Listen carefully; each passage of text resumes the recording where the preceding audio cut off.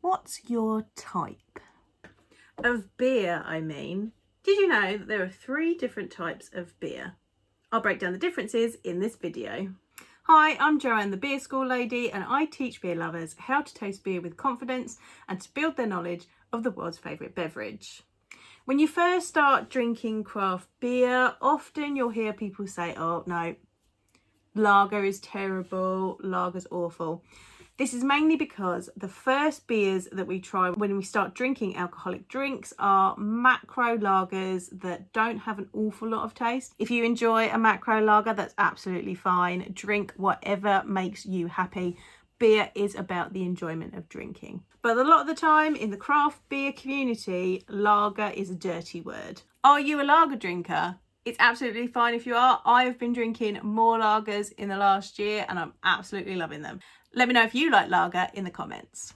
A lot of craft beer is ale, and we'll come to that in a moment. But actually, there's 3 different types of beer, and all of them can be equally delicious and complex, depending on where you get them from.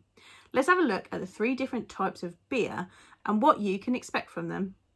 Most craft beers are ales, but when you think of ale, you might think of this type of thing right here. In fact, an ale is also this.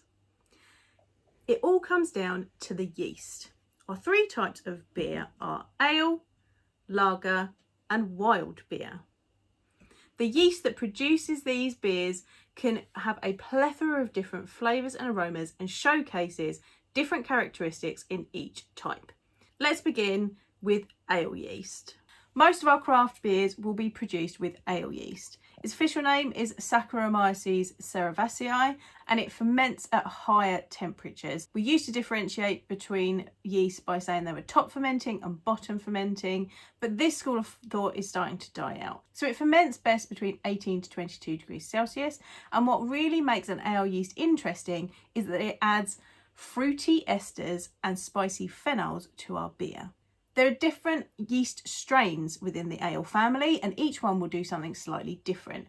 Some will add more fruitiness, some will add more spicy and peppery notes. Some, like our Weizen yeast used in German wheat beers, are very particular and add things like banana and clove that is absolutely essential to the core characteristics of that style. So when a brewer chooses their yeast, they will choose the type that will make exactly the type of beer that they're trying to make. Lager yeast, however, is slightly different. Lager yeast is known as Saccharomyces pastorianus and it used to be considered a bottom fermenting. This means it ferments at lower temperatures between 10 to 14 degrees Celsius. It worked really well in Germany because they used to store their beers in cold caves, but it does take a lot longer to work. Lager yeast is different because it doesn't add those fruity and spicy notes. It's considered to ferment clean, which means the malt and the hops in these beers are really shining through. Think about a really lovely proper German lager that you've had, how refreshing it is. It's all because of the choices that the brewer makes around the malts and the hops that they put into that beer. There is still a wide range of lager styles for you to try. It's not just that yellow fizzy stuff. So if you aren't drinking lagers, I suggest that you start finding some really good craft versions and give them a go. Finally, we've got wild beer. What does that even mean? Wild beers, or you might also hear them called spontaneous fermented beers, are generally fermented with a wild strain of yeast or with bacteria that will do really interesting and complex things to the beer. Lambic is a whole style that is protected and is brewed in Belgium. This is a spontaneously fermented beer. The beer, before it's fermented, it's called wort, is left open to cool to the elements. So the air around where it is being brewed will have wild yeast, wild bacteria in it. The brewers will just open their windows and allow all of this to get into the beer and see what happens. We can also use wild yeast. If you've heard of Brettanomyces, this is a wild yeast that is often found on the skins of fruit and also on pineapple. Back in the day, this would ferment beers and wine automatically because it was on fruit that was going into them. This gives really interesting, funky flavours in your beer. We're thinking about words like horse blanket, barnyard, funky, leather, wet wood. It all sounds gross, but actually when you taste it, it's really delicious. It's complex and interesting. We say it's a wild yeast, but actually nowadays we do cultivate Brettanomyces so that we can use it.